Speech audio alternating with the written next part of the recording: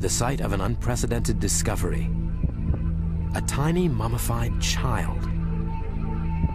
Until the moment he was unearthed, everyone thought the Egyptians had invented mummification in Africa. But this discovery led Dr. Savino Delernia and his team to develop a new theory which challenges everything we thought we knew about ancient Egypt. Mummification knowledge wasn't born in Egypt, but in another place, in another culture, in another part of the history of Africa. Who were these people? Where did they come from? How did they achieve this incredible high standard of mummification at such an early date? An unknown people mummifying their dead long before the Egyptians? It was this child who would prove to be the key to unlocking a long-lost African culture.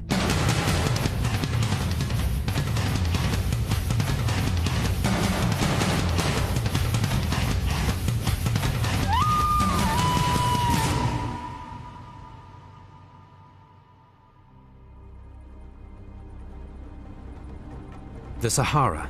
This is the largest desert in the world. It's also one of the hottest places on Earth, and one of the most remote. Italian archaeologist Dr. Savino Delernia of the University of Rome has been driving for 2 days.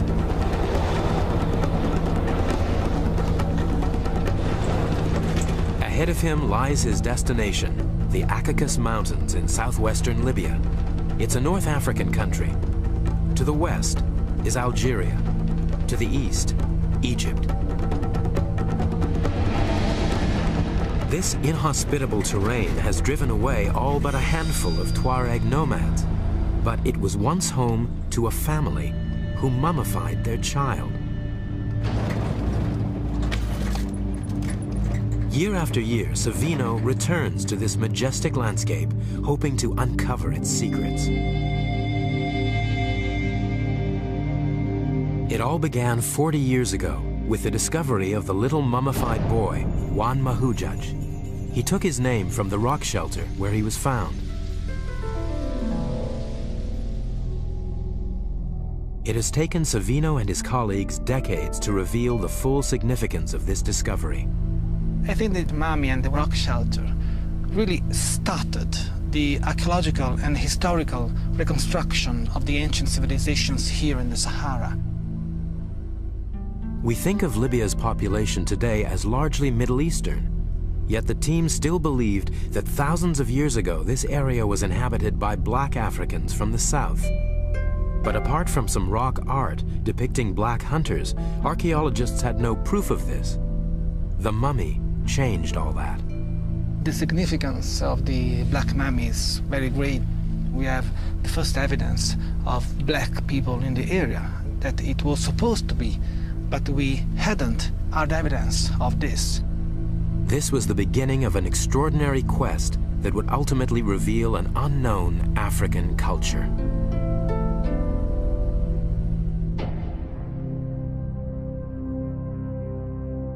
The Juan Mahujaj rock shelter is a simple place, a ledge just wide enough to provide shade from the midday sun.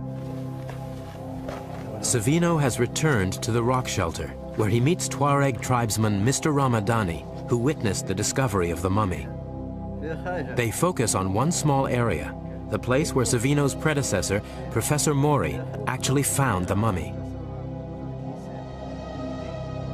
It was still already visible because it was partially brought to light by natural erosion. So we have to imagine that the exact position of the Juan Mahujaj mummy should be somewhere just here.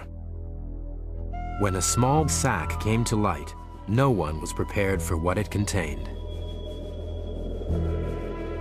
They opened this sack and they found the mummy inside.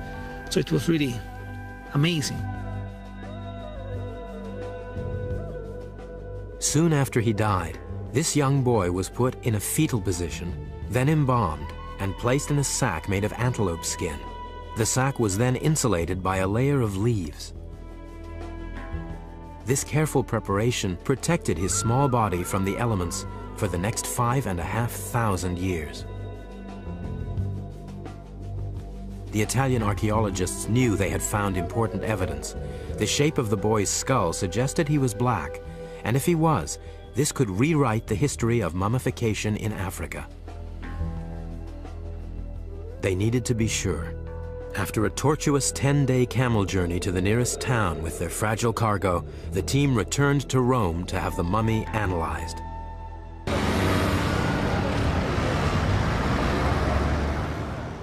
Dr. Giorgio Manzi of the University of Rome is the world's foremost expert on human remains in Libya, and his department boasts an impressive collection of Libyan skulls.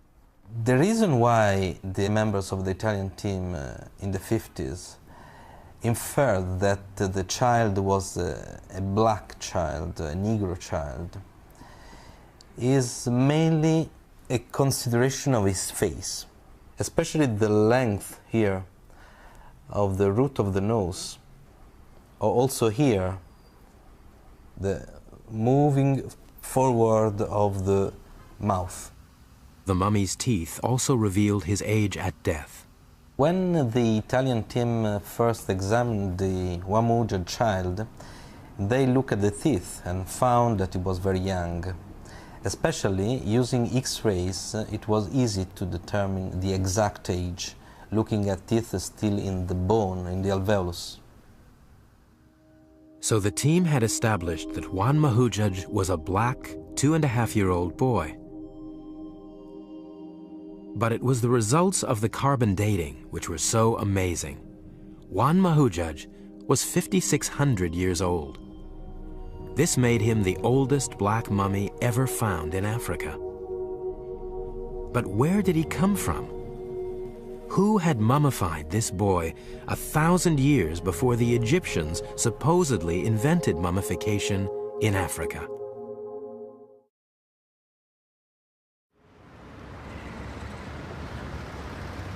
The origins of Juan Mahujaj, the Black Mummy, were a mystery. To find out more about the boy, Savino returns to the Tripoli Museum where the mummy now rests. I think the most impressive evidence of mummification is the skin on the skull. You can see all around the skull the skin of the child. You can see here, just along the spine and the rib cage, we have a lot of skin, which is really very, very rare to be found. You see here the remains of this organic matter. This is really the remains of the true interior of the mummy. It's impossible to find this kind of evidence without the process of mummification. Another point is the first act of mummification is a cut along the stomach and the removal of all the interiors. And probably they put something in, inorganic matter, just to stop any kind of bacterial activity inside, as much as the Egyptians did in the Nile Valley. What makes Juan Mahujaj unique is that he's the oldest eviscerated mummy ever found in Africa.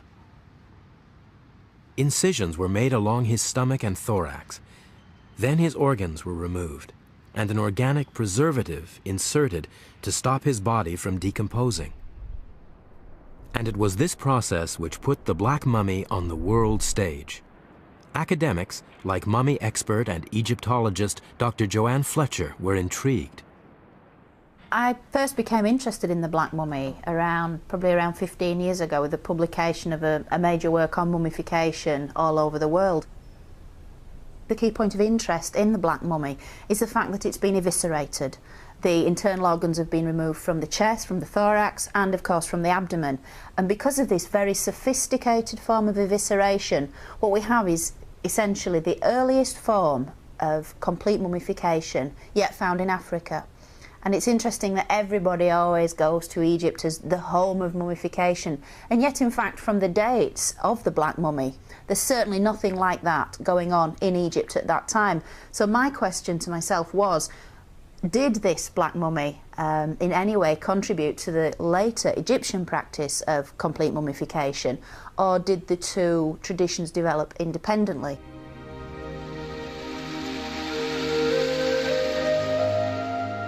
Popular tradition has it that Egypt is the only ancient civilization in Africa.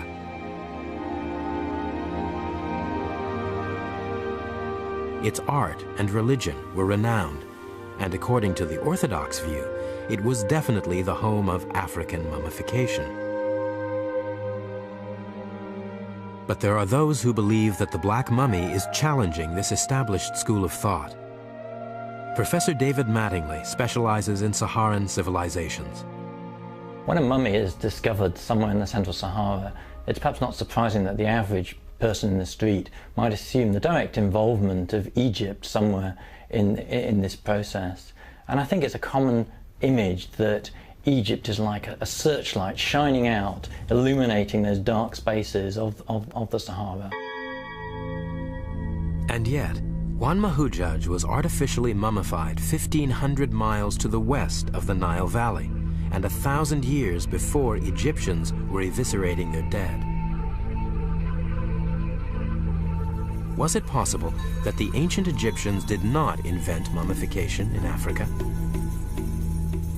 And if the Egyptians didn't prepare the mummy, who did?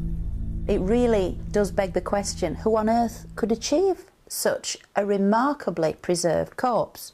I mean, who were these people that could do this? I mean, I personally know very little about them. So where did they come from?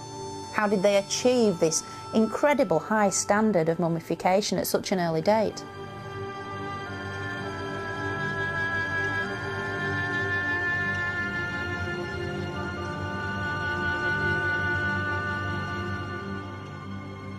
Finding out more about Juan Mahujaj's people and their culture is exactly what Savino de Lernia has been doing for the past 12 years.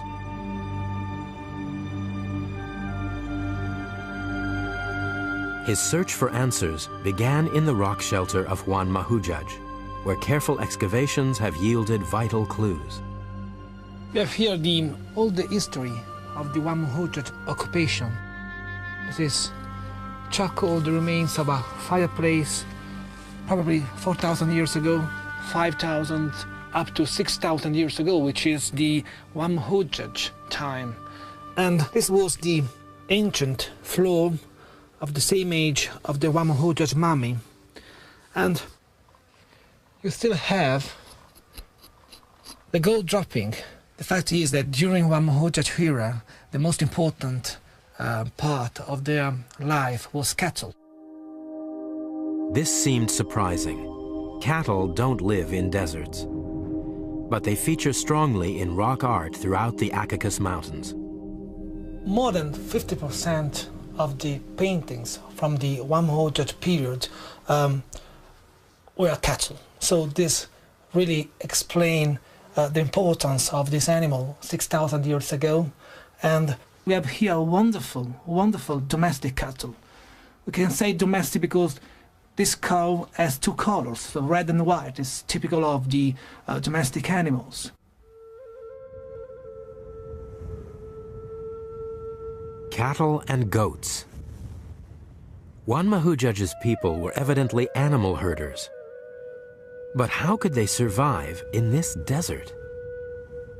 The remains of a simple plant provided the first clue that the home of Juan Mahujaj once looked very different. During the Juan Mahujaj era, more than 5,000 years ago, 5,500 years ago, we have here evidence of pollen from Tifa plants, which are plants really very water demanding. Tifa plants still exist in the region, but they thrive only in oases. It was almost impossible to picture. But how credible is the idea that this area was once lush? It was time for the climatologists to provide some answers. 3, 2, 1, ignition and liftoff. One of NASA's satellites brought the Sahara to the attention of Dr. Kevin White. He now heads a team at England's Reading University, which uses the latest technology to study ancient environments. NASA scientists were looking at images of the Western deserts as an analogy of their studies of the Martian surface, and they were looking at it with using radar instruments. and comparing those with more conventional satellite images. And they discovered a whole series of buried river networks underneath what is now a sand sheet. The radar penetrated the desert surface to reveal an ancient system of river channels that once fed into vast lakes. So in this area we can see a very dense, interconnected network of river channels, which is completely invisible in the optical image on the left. These lakes dried up long ago and are now what the scientists call paleo lakes. Kevin White is using this technique to uncover similar channels in Libya's Central Sahara. But it is the paleo lake sediment that Kevin is most interested in because it tells the story of the past. Lake sediments tend to capture a lot of information about what was going on in the surrounding slopes and surrounding landscape, and we can start to reconstruct vegetation communities. We can start to reconstruct something of the hydrology, the nature of the water, and we also get a fossil record which can be useful in some circumstances. But as you can see, it's a bit of a difficult place to get into. To reconstruct these climates, the team needs to collect field samples for analysis. Kevin's colleague, Dr. Nick Brooks, is planning a trip to Libya using satellite maps. This is a difficult bit up here, up over that dune there. Come up over this way, and then there's definitely a gap through there.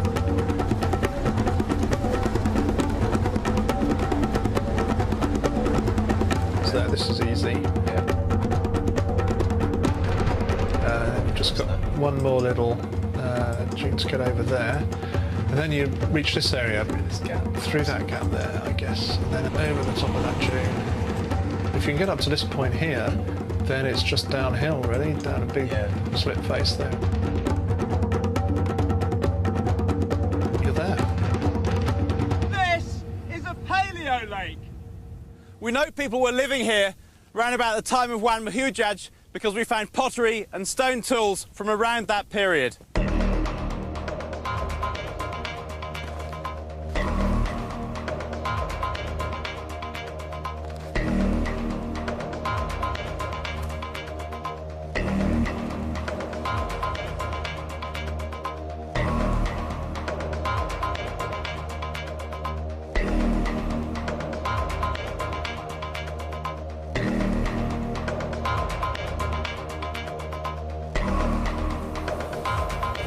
What I'm actually looking for is things like organic lake deposits, so we can radiocarbon date them. We can also date things like snail shells from freshwater snails that we know must have lived in a wet environment. We can date animal bone, if we can find bones of things like elephants and rhinoceros and crocodiles and fish even, that would be fantastic.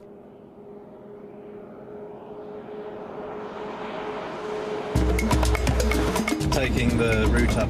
Nick and Savino are colleagues. They're heading for a dry riverbed a few hours from the Wan Mahujaj rock shelter. Could the evidence at this site prove this area once looked very different? So what was your favourite out of the whole suite of engravings we've got up in Masandouche? My favorite one? Yeah. Actually, it's the cat-like figures. Yeah. It's really amazing. Yeah.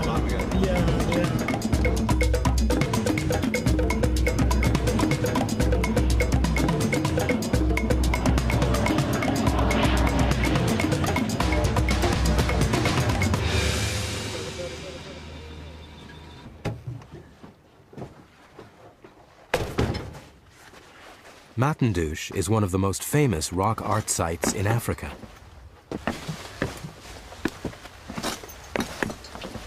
You can see the rhino here upside down with the two human figures, still the some kind of axe axe here.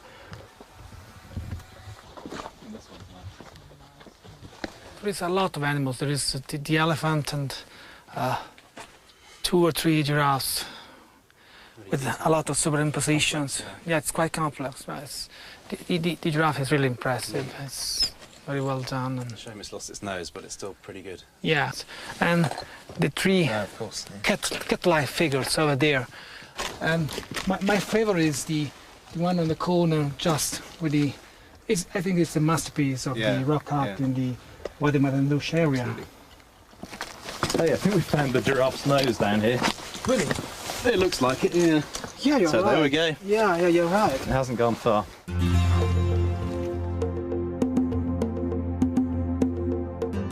Enigmatic figure. Yeah.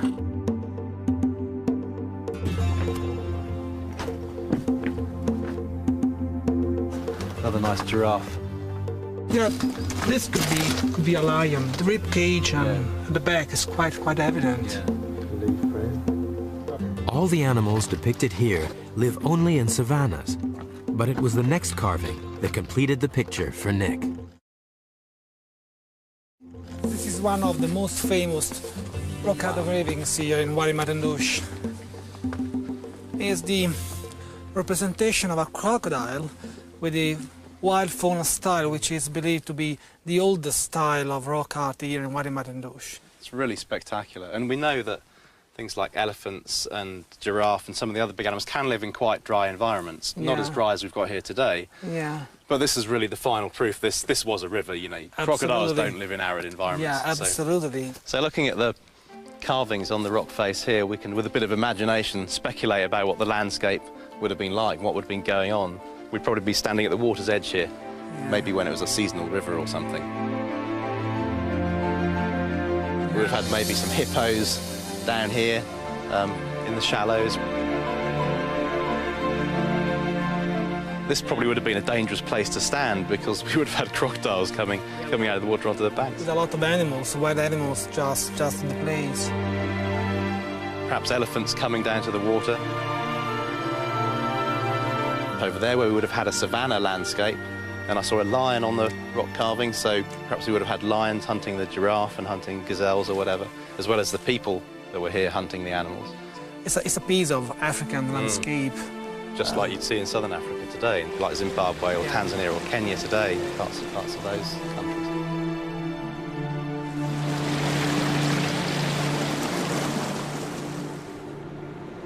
In the Sahara today, this Garden of Eden that was known in the time of Juan Mahujaj remains firmly in the imagination.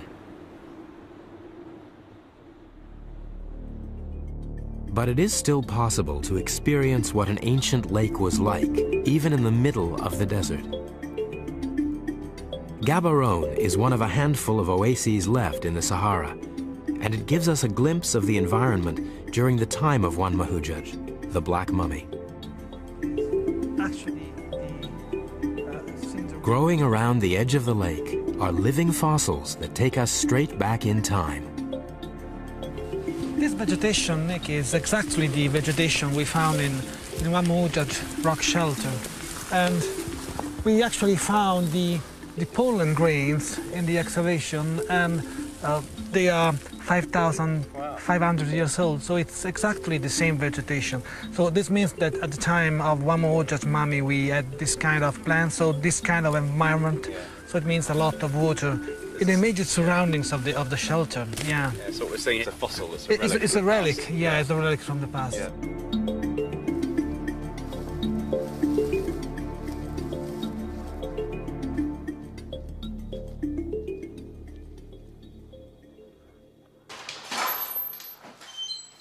Dr. Nick Brooks returns to Reading. Analysis of their paleoclimate data has given Kevin enough information to produce an environmental model going back 10,000 I'll years. just finish off this little landscape model and I'll show you what we've got. It's pretty exciting. Okay, let's give it a try. The lake's reconstructed according to our field data. So we're going quite deeply into the sand sea here. Yeah. It's easier flying over it than driving through it. And that's a lot quicker on here. The model takes us back from the arid present day, through the time of Juan Mahujaj, to when the Saharan climate changed dramatically, covering the dunes with vegetation and turning the valleys into lakes. It all happened 10,000 years ago, when a shift in the Earth's axis caused the tropical monsoons to penetrate further north, right into the central Sahara. And with these rains came the ancestors of Juan Mahujaj. 10,000 years ago, humans, black humans coming from the south, following the monsoon belt, occupied the central range of the Sahara. This led to the first occupation of the Central Sahara, and we have these black people in the central ranges, in the Caucasus Mountains and in the immediate surroundings. And they were not the only ones. Around 7,000 years ago, people from Mesopotamia and Palestine arrived, introducing cattle and goats into the Central Sahara. So we can imagine that the Central Sahara, the Caucasus Mountains, has been one of the first world melting pot, because we have black people coming from the south and say something like white people coming from the Near East and probably Eastern Sahara. Today in Libya, you can see the legacy of this early melting pot. Walking down the streets of present-day Libya, I'm always struck by the incredible diversity of humanity that one encounters, and that reflects broadly the sort of crossroads position of Libya within the Mediterranean with its Saharan hinterland. Libya's been a great melting pot throughout its history, but what's really surprising is how far back in time that goes, this intermingling of white Mediterranean types with Negroid Saharan types. And that we can see very clearly from this work in the Central Sahara. This ethnic diversity explains some intriguing rock art that initially puzzled Savino. The face of these people are not black as one Mohujaj, but they are white, and you can see this looking at the profile of the face and to the style.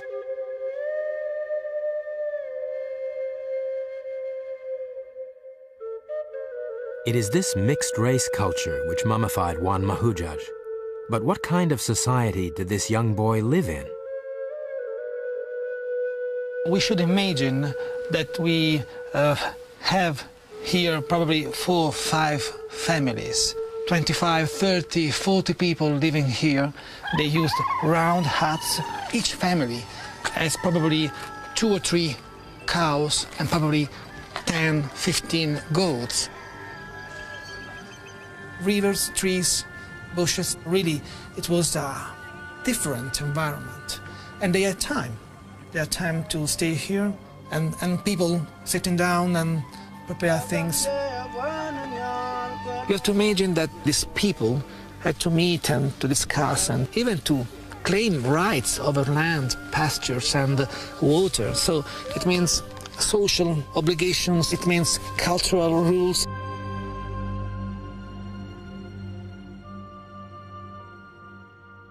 And I think that the Juan Mahujaj mummy is really a very important piece of this evidence.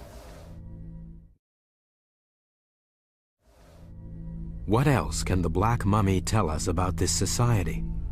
One important clue is the ostrich eggshell necklace that he was still wearing, unbroken, when he was first discovered. We still have some few beads of a necklace of ostrich eggshells. In ancient societies, the inclusion of grave goods indicated ritual and ceremony. And the mummification process suggested something else. Even though Juan Mahujaj is the only complete Saharan mummy ever found, these people had been mummifying their dead for hundreds, if not thousands of years before the boy died. The thing about the black mummy is the very sophisticated form of evisceration. Now this is a really sophisticated form of mummification, and it wouldn't have just appeared from out of nowhere. The black mummy is obviously almost the end result of a very complex development in this very highly skilled procedure. Was Juan Mahujaj mummified because he was special? The family of Juan Mahujaj, we can say, was not particularly rich or particularly powerful. The fact is that this kind of pastoral society were quite egalitarian in their social organization. The fact that this is a very small child that's been mummified with a great deal of care and attention suggests that this is a society which doesn't necessarily judge individuals by their achievements. So the fact that people were obviously mummifying those in society who are frequently regarded as the least important, the children, presumably in the hope that they would live again in some form of afterlife, can, I think, tell us a great deal about those responsible. There's obviously a great deal of compassion and love that would have gone into such a procedure, and a desire perhaps to keep the dead child with one at all times. But it was the date Juan Mahujaj was mummified that raised the key question. Did mummification in Africa begin here in the Central Sahara? We have here, really, in this very place, the oldest mummy in Africa. Is more than 5,000 years old and is at least 1,000 years older than the Egyptian mummies. So this means that the mummification process, the mummification knowledge, wasn't born in Egypt, and we have here the first evidence of this. So it's really very tempting to suggest some kind of, say, movement or some kind of circulation of ideas from Central Sahara spreading out up to the Nile Valley. So it is really tempting to do this, but as archaeologist I need hard evidence to do this. Savino knew that many of the descendants of the Black Mummy had been forced to move out of the Central Sahara just 500 years after his death. The environmental work confirmed another dramatic climatic change around 5,000 years ago, returning the Sahara to its present arid state. Again, you have to imagine that the prehistoric times were heavily affected by climatic changes, and climatic changes were very, very hard in this part of Africa. So some 6,000 years ago, and once again 5,000 years ago, we had arid crisis here, and people had to move. Was it possible that Juan Mahujaj's people had moved east to the fertile Nile Valley, taking with them their mummification knowledge? Or had the two traditions evolved independently of each other?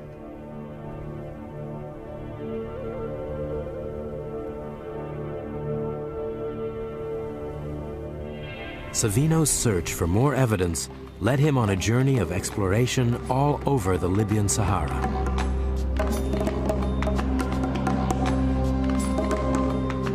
Was there a link between the Saharan culture and the society of Egypt's Nile Valley? And more intriguingly, were there any other Saharan innovations which influenced ancient Egypt? The search took years. But eventually he found his first clue. It was an unremarkable pile of rocks on a boulder-strewn plain called the Mesak, just 60 miles from the Juan Mahujaj rock shelter. It was like finding a needle in a haystack. Savino had stumbled onto a mysterious monument which would prove that cattle held a ritual significance in the lives of the Saharan people. It included bloody ritual slaughter. Here was evidence of a cattle cult. The engraving of this cattle, when I discovered it, told me that probably this monument had something to deal with the cattle cult. And so I decided to excavate this circular monument, and we found the bones and charcoal of cattle. So this was really the very first hard evidence, archaeological evidence, of some kind of ritual connected to the cattle cult. Cattle bones, dated around the time of Juan Mahujaj, were buried in a circular stone monument with a diameter of almost 10 feet, and pottery was left as ritual offerings. But the burial was only part of Savino's discovery. In a stone circle next to the grave, he found the slaughter area. What is tempting to suggest that probably the cow, which the cow has been actually killed here, and probably people prepare the cattle, they share their meat, and after they made some holy fire to start with their ritual, and after that they just bring a small part of bones, and they put a part of these bones just inside this monument, and another small part just at the base of the engraved slab. The whole evidence is some people bringing the animal here, slaughtering it and sharing their meat, and after putting their bones here.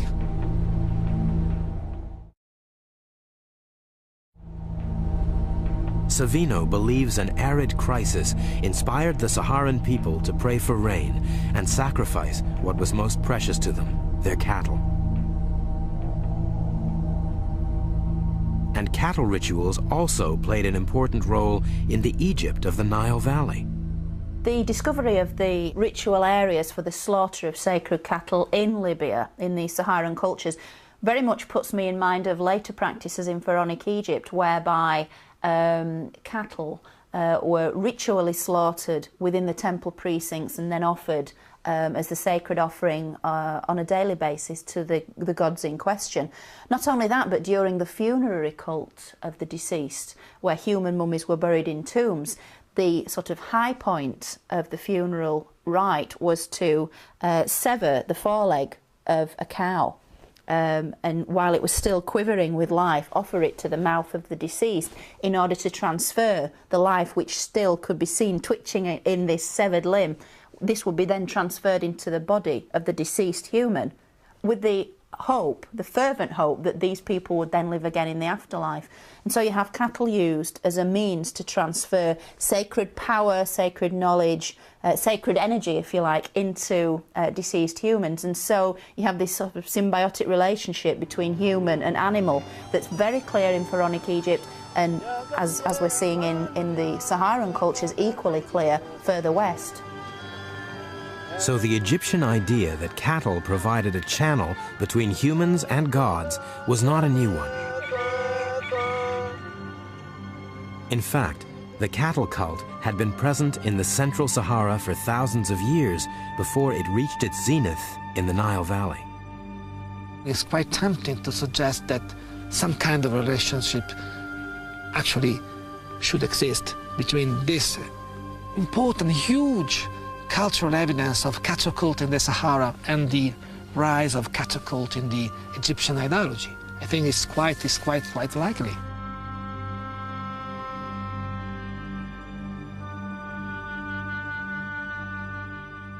Savino had established that, like in Egypt, both mummification and cattle cults were central to this Saharan society. And then, in a dry wadi less than a mile from the cattle monuments, he found something even more conclusive. An engraving of an animal-headed figure. The most exciting subject of this engraving is surely the dog mask. This kind of human beings mask-bearing are actually one of the most important subjects represented in the Mesak area. We can understand the age of the engraving from the color, which is very black. It means very, very old. What is the relevance of this kind of dating from these engravings is that the presence of human beings mask-bearing, and in this case we have dog mask, is much older than the kind of evidence we have in the Nile Valley. Although organic matter in the crevices of the engraving was carbon dated to 5,600 years, Savino believes this carving could be as much as 1,000 years older. I find it very interesting that these animal-headed human figures exist outside of Egypt at such an incredibly early date. And then later in Pharaonic culture you find exactly the same motifs repeated in the very sophisticated Egyptian art form. The Egyptian god Anubis has become one of the most recognizable symbols of ancient Egypt. This is Anubis, the ancient Egyptian god of embalming and the guardian of the dead. And his likeness was actually used by the ancient Egyptians in mask form, in the form we see in front of us, during the very sacred rituals of the funeral. In funerary rites, one of the priests would wear this exact same mask and perform the magical rituals which would enable the dead to live again in the afterlife. And I find it really fascinating that in the Saharan cultures we're finding petroglyphs of human beings wearing jackal masks, almost dog-headed figures in fact, at least 1,000 years prior to the emergence of Anubis in ancient Egyptian mythology. So the rise of the cattle cult and animal-headed humans in Central Saharan society occurred well before their appearance in the Nile Valley. But could a small, obscure society really have this much influence? The archaeologists had to know whether the culture of Wan Mahujaj had spread beyond the southwestern corner of Libya. 500 miles to the south, a site in modern-day Niger began to provide the answers to this question. In the 1980s, French archaeologists uncovered pottery, human burials, and rock art, which were all almost exactly the same as the evidence found in Libya by the Italians. And similar artifacts were found throughout North Africa. It looked like this culture was far more widespread than anyone had ever imagined. We have just here Tripoli, we have here Cairo and the Nile, and just in the center we have the Caucasus Mountains, and we have Algeria, Libya, Egypt, and Sudan, and Chad, and Niger, and Mali. So this area is bigger than Europe, so it means that all this very, very large extent was inhabited during ancient times by the same ancient African Saharan culture. The size of this culture was extraordinary. It spanned most of North Africa, from Mali to the western fringes of Egypt itself.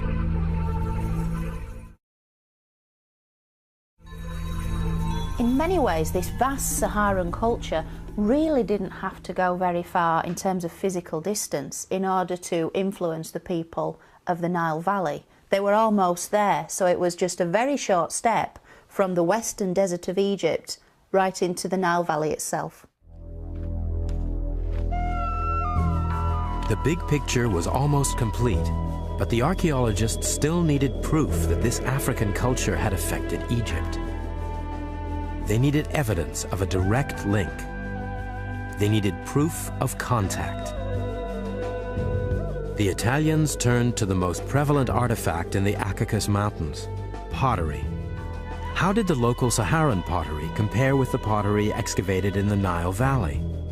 At a cave near the rock shelter where Wan Mahujaj was found, Savino had already discovered pottery shards dating back to the earliest pottery in Africa. We can still see this is a piece of pottery, and probably is 9,000 years old. It is decorated with impressions, with a waving motion, and this pottery is among the oldest in the world. The Italian team collected enough pottery shards to reconstruct an entire pot. It's now back in Rome with Savino. This is the pottery we have in the area of Wan Mahujaj. It's typical for the kind of decoration, probably 6,000 years old. This kind of decoration, which it is made with impressions, with a stick. We find pottery decorated in this identical way in a very large area. This pot was not a one-off. It had a distinctive Saharan style. It was completely different to the undecorated pottery found near the Nile. But excavations in the Nile Valley reveal that around 6,000 years ago, there was a dramatic influx of the highly decorated Saharan pottery.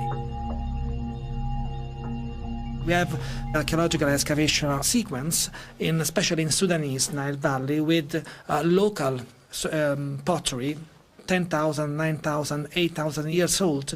And after, quite suddenly, we have the arrival of Central Saharan pottery, which is quite different from a technical point of view.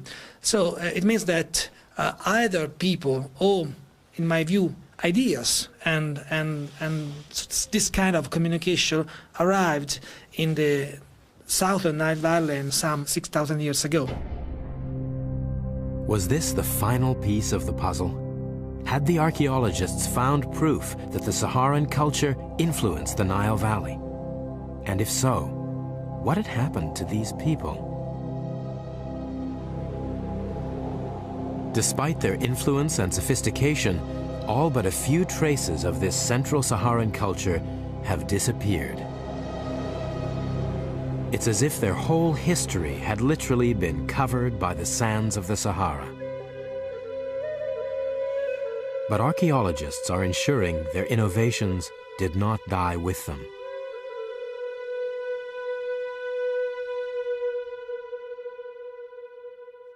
The heritage of ancient Egypt and the Central Sahara have been incredibly intertwined over the last 10,000 years. But if we go back to about 5,000 to 8,000 years ago, I think we find a period in which the relationship was expressed in a rather different way to the sort of common model that we have today. Instead of that searchlight shining out from Egypt, illuminating the desert, maybe we need to think about a desert culture which is shining many little lights on a fledgling Egypt in the Nile Valley, and that's actually going to play a very important role in the formation of ancient Egypt itself. The very beginning of Egyptian traditions were, in my view, were influenced by some Saharan tradition, and we can see this in the technology of pottery, we can see this in the decoration of pottery, and even pastoral activity. Because the domestication, cattle domestication, was just in the Sahara. It wasn't in the Nile Valley. So this means that we have a lot of cultural knowledge, Saharan knowledge, which has been spread in much part of northern Africa, including Nile Valley. I find it quite extraordinary that this Central Saharan civilization shows all the features we generally associate with later Egyptian pharaonic culture, and mummification is a prime example. There are definite links between the two cultures. As to which came first, most Egyptologists would like to think Egypt, but I think a lot of this information from the Saharan cultures really must make us think again.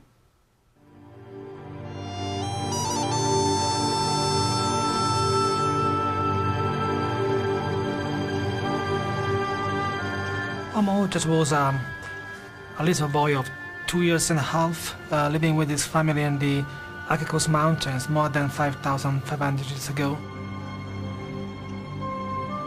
He lived in a rich savanna environment. Even so, he died before he reached the age of 3.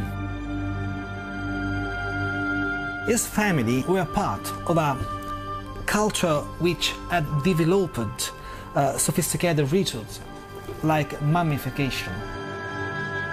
One Hujjaj was given a rich burial.